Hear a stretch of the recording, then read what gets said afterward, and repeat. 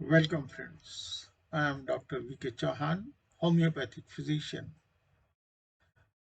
Revise with me the homeopathic remedy Aesculus Hippocastan.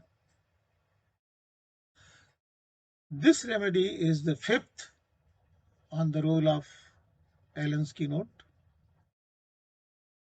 and we are dealing here with the part 5, which is clinical correlation. And the text is from Allen's keynote, as you know, and this is best suited to the students, BHMS students, interns, MD, UPSC and PSC aspirants. We'll go by each PQR symptom or red line symptom given in Allen's keynote. The first symptom is given as for persons with hemorrhoidal tendencies and who suffer from gastric, bilious or catarrhal troubles. Our test at this point is hemorrhoidal tendencies. It is a diathesis. The client who has Aesculus features, they are going to develop hemorrhoids. So hemorrhoids are unique to humans and no other animal develops them. And the fact is that the humans during the course of evolution have adopted a upright posture, and animals they have the horizontal body posture. Hemorrhoidal tendencies are aggravated by the effect of gravity on upright posture.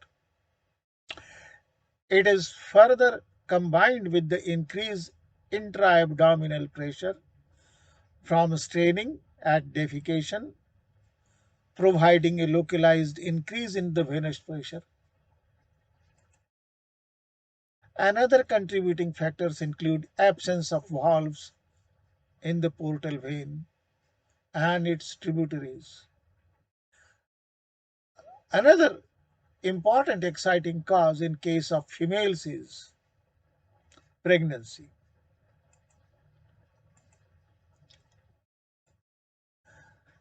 Let us see the venous channel. What do we mean by portal channel and how it helps causing piles? So this is an anatomical consideration. This diagram shows the venous channel in the abdomen. The portal vein is the biggest vein, which is very important for us. Its formation is by union of, and the union takes place behind the pancreas. Number one condition, vein is superior mesenteric vein and another vein is splenic vein. Both of these two veins ultimately form the portal vein.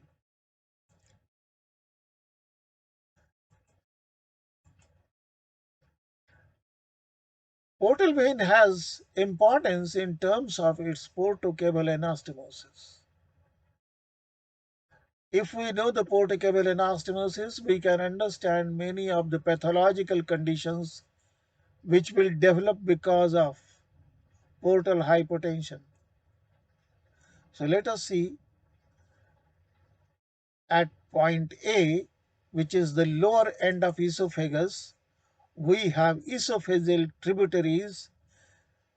They belong to left gastric vein or portal vein, related to portal vein, and it is anastomosed with esophageal tributaries of hemiazygous vein, which belong to systemic circulation or systemic venous channel. Second part, which is important, is the B, which is lower rectal and anal canal. Here we have the portal contribution is superior rectal vein and systemic contribution is middle and inferior rectal veins. And third important around area is around the umbilicus. We have paraumbilical veins which are contributed from portal circulation, and then we have superior and inferior epigastric vein, they belong to systemic circulation. The anastomotic channels become dilated in case of portal hypertension. At this point, we have to understand how this particular congestion causes suffering in terms of gastric, bilious, or catarrhal troubles. We have to go back to the theory of humor theory, which was proposed by Hippocrates and which has led to classification of constitution and temperaments. Sanguine represents the blood, choleric represent yellow bile, phlegmatic represent phlegm, and melancholic represent black bile. Here, Aesculus is related with choleric, and it is also known as bilious, and it is due to, according to the old concept, abundance of the yellow bile. The clinically, we can try to understand how it creates symptoms. So bilious troubles here are characterized by excessive secretion of bile, and it relates to experiencing gastric distress caused by disorder of liver or gallbladder. Same time, catarrhal troubles are there. It is a buildup of mucus in the airways or GIT tract where the mucosa is there, but usually it affects the nose, nasopharynx, throat, and sinuses. So this is the first PQR which we are dealing with. The third PQR in Aesculus is venous congestion, especially portal and hemorrhoidal. It is a particular general. Clinical correlation is portal hypertension. If we talk about portal hypertension, what are the clinical features? We'll find congestion of the whole GIT, and this leads to anorexia, dyspepsia, indigestion, and malabsorption. You will find next thing is the varicosis or varices, which will develop and cause bleeding, especially at the lower end of esophagus and around the umbilicus, which are known as caput medusae. And then we'll find bleeding hemorrhoids. Ascites can develop because of portal hypertension, but it has got multifactorial causes. One of the important is because of the liver is not functioning properly. Albuminuria is there, and it is below 3 grams per 100 ml. Salt and water retention is because of the high levels of aldosterone, estrogen, and antidiuretic hormones, because the liver is not functional in cases of cirrhosis. So it cannot detoxicate these particular hormones. So it contributes to the formation of fluid or accumulation of fluid in the abdominal cavity. Thereafter, one more important thing is there is an increased lymphatic transudation from liver surface. The next PQR we are going to again see is the portal venous congestion, especially portal and hemorrhoidal, PQR third. Here we'll try to understand what are the symptoms of portal hypertension. Let us understand first what is the cause. The classical and most important cause is cirrhosis of liver. It results in intravenous shunting and mechanical obstruction. Signs of portal hypertension you will find, number one is esophageal varices, and it may cause upper GIT bleed. Upper GIT bleed from esophageal varices will go through stomach, and there you will find that acid is present, so it is going to digest that blood, and it results in melena, pitch black stool. That is very, very classical of upper GIT bleed. Second important symptom is caput medusae. This is the varicosity around the umbilicus. And third is the hemorrhoids. In the rectum, we will find there is a bleeding because of hemorrhoidal veins are dilated. And fourth is hypersplenism. Spleen gets enlarged. And the fifth symptom is ascites. So these are the five cardinal features are there in case you will see the classical portal hypertension. Next PQR we are dealing with is the PQR2 fullness in various parts, as from undue amount of blood in heart, lungs, stomach, brain, pelvis and skin. This is a physical general, and clinical correlation. We'll find that whenever we have congestion, venous congestion, it will mediate many adverse outcomes, and important ones. Let us see. Number one is pulmonary outcome, because there will be congestion, so there will be impaired gas exchange and increased breathing or tachypnea will be there. Renal interstitial edema will reduce the renal blood flow, glomerular filtration is reduced, salt and water retention will take place. Hepatic congestion, if it is present, impaired synthesis and liver function will take place. Cerebral congestion will cause impaired cognition leading to delirium, and myocardial congestion causes conduction disturbances and diastolic dysfunction. Soft tissue edema results in poor wound healing, whether it is local. Generally we find in the lower limbs, whenever varicose veins are there, you have varicose ulcers.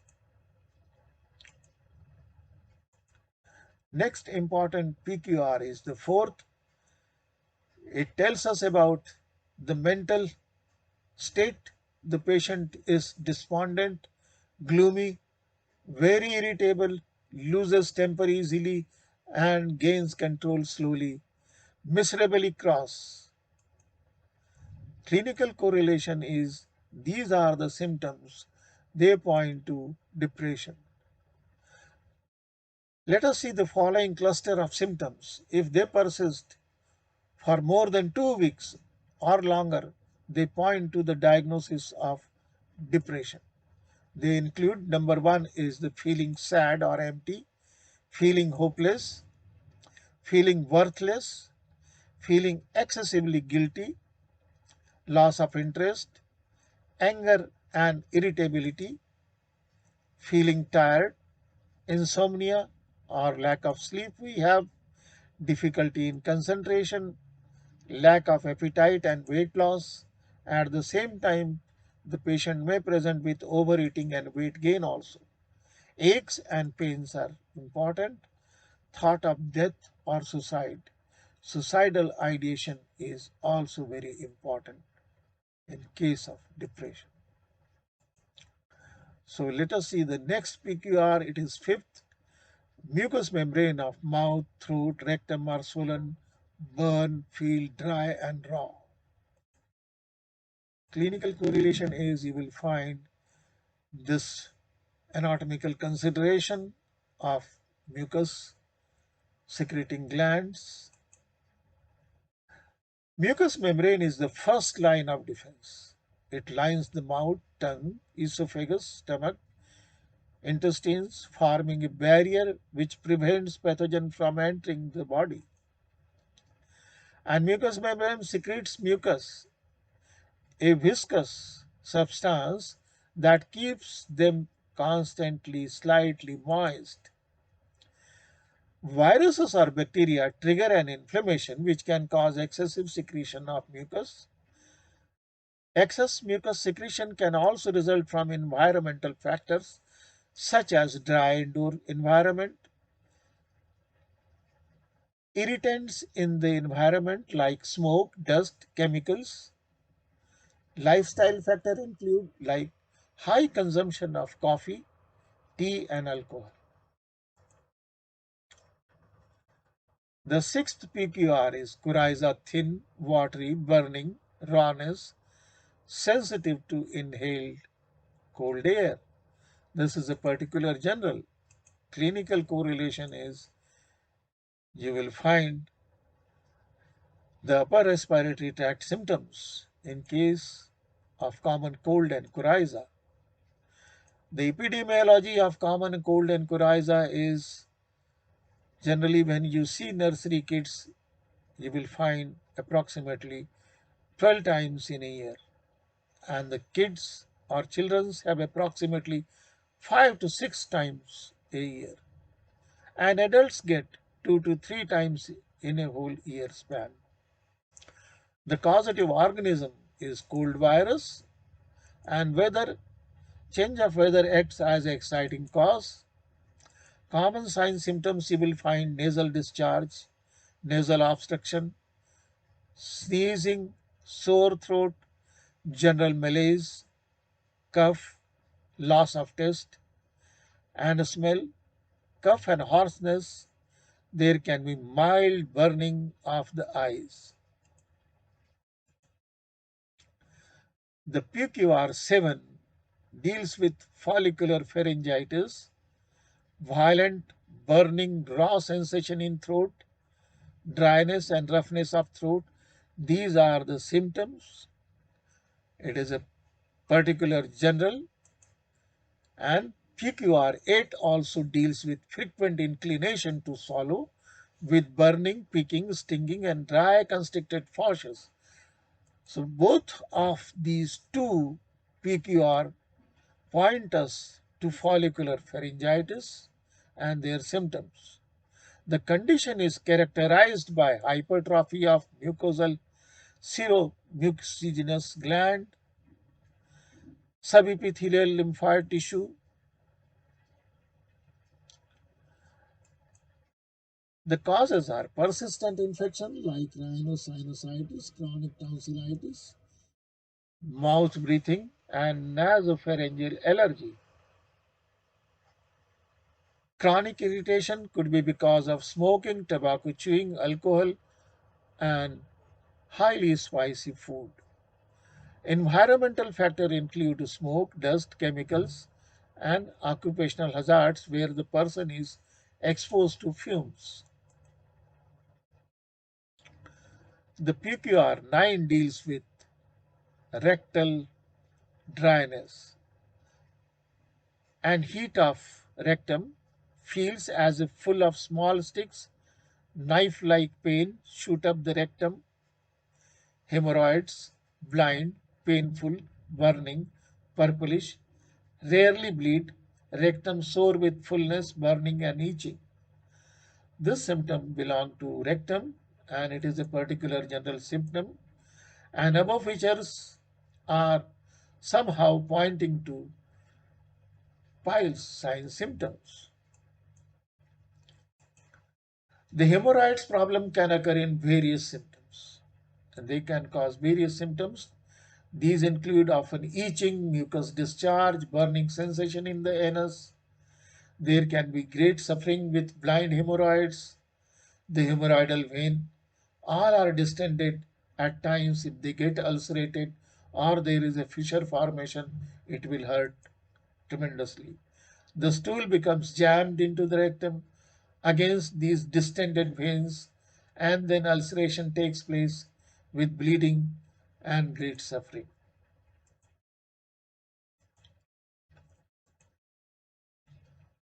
The piles, we'll see what are the piles. PQR9 deals with the piles, hemorrhoids. We can define the piles as dilated varices of the inner or perianal mucus, venous plexus. Epidemiology, 4 to 5%, 44 to 5% of general population, they suffer from this. Peak age is 45 to 65 years, rare under the age of 30 except in case of pregnancy. Their sites, they are at 3 o'clock, 7 o'clock and 11 o'clock lithotomy position. Here in this diagram, we can see the pectinate line and dentate line, and above the dentate line we find the internal hemorrhoids, and below it we find external hemorrhoids. So there are types of hemorrhoids as we have seen. Proximal to dentate line are known as internal hemorrhoids. Internal hemorrhoids are not supplied by somatic sensory nerves, hence they cannot cause pain. Hemorrhoid distal to dentate line are known as external hemorrhoids, and these are innervated by the cutaneous nerves that supply the perianal area. Sign symptoms. The very common symptom is painless bleeding. Pain occurs especially with thrombosis, strangulation, or ulceration. It is the same PQR9. We have the clinical correlation, gradation of piles. The first grade pile, it remains within anal canal, it is painless, bleeds with defecation. Second grade piles, they prolapse while straining but reduce spontaneously. Third grade piles need to be manually replaced. And the fourth grade piles, these are the hemorrhoids that cannot be reduced even in spite of the fact patient tries manually.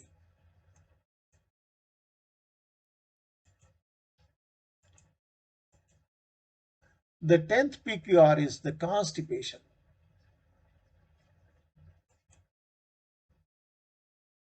Dry, hard stool, difficult to pass with dryness and heat of rectum, severe lumbosacral backache. Clinical correlation is the constipation can have this referred pain phenomena. Possible causes of constipation include motility, disturbances of GIT, like colonic motility will be disturbed if the patient is not having high fiber diet.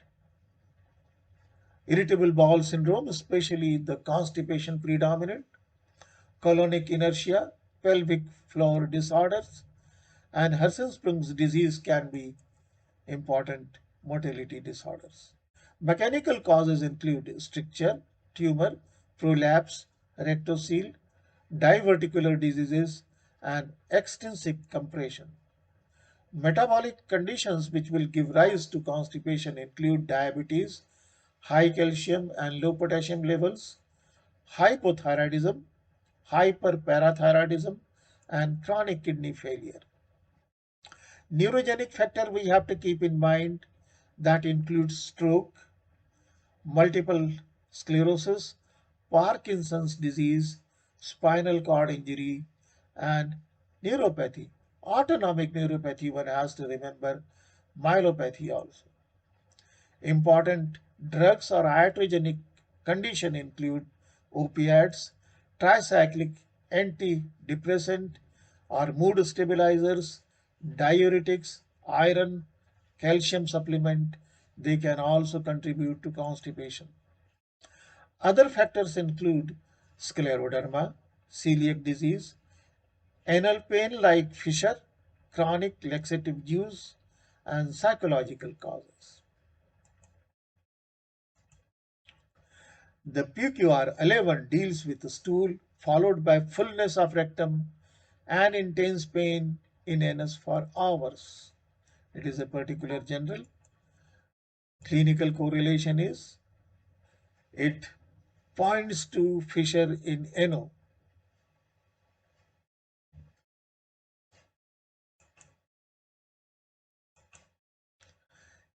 It represents a linear ulcer or fissure in the lower half of the anal canal, usually located in the posterior commissure in the midline.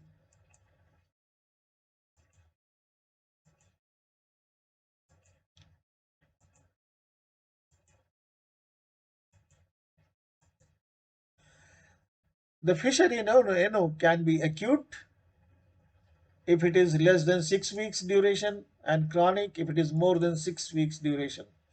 The symptoms will include anal pain predominantly present. Worse defecation may last for several minutes to hours or entire day.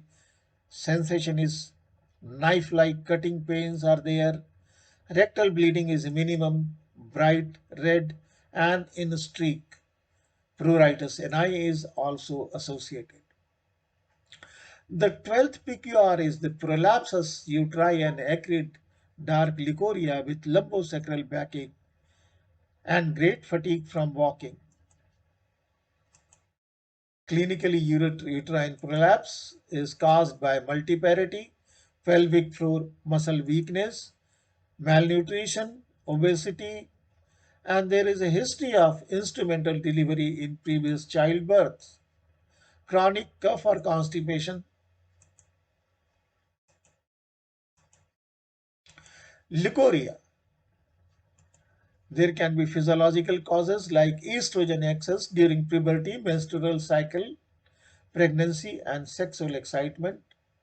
Cervical causes like cervical erosion, chronic cervicitis, and vaginal causes include uterine prolapse, pelvic inflammatory diseases are important factors. PQR13, severe dull backache in lumbosacral articulation, more or less constant, affecting sacrum and hips. And 14th PQR is back, gives out during pregnancy, prolapses, leukorrhea when walking or stooping, must sit or lie down. Sensation of heaviness and lameness in the back. So these two PQR 13 and 14 are correlated. Low backache. Common causes include muscle or ligament strain, bulging or rupture of disc, arthritis, skeletal irregularities, osteoporosis, especially in case of females during menopause, menstruation, or uterine dysfunction, pelvic inflammatory disease, endometriosis, prolapse uterus, pregnancy, and constipation are important contributing factors. The fifth PQR is paralytic feeling in arms, legs, and spine. So this correlates with the symptom of anemia as we have chronic hemorrhoids. Chronic bleeding will cause iron deficiency anemia. So this particular picture depicts overall clinical presentation of anemia where we have general and systematic symptoms.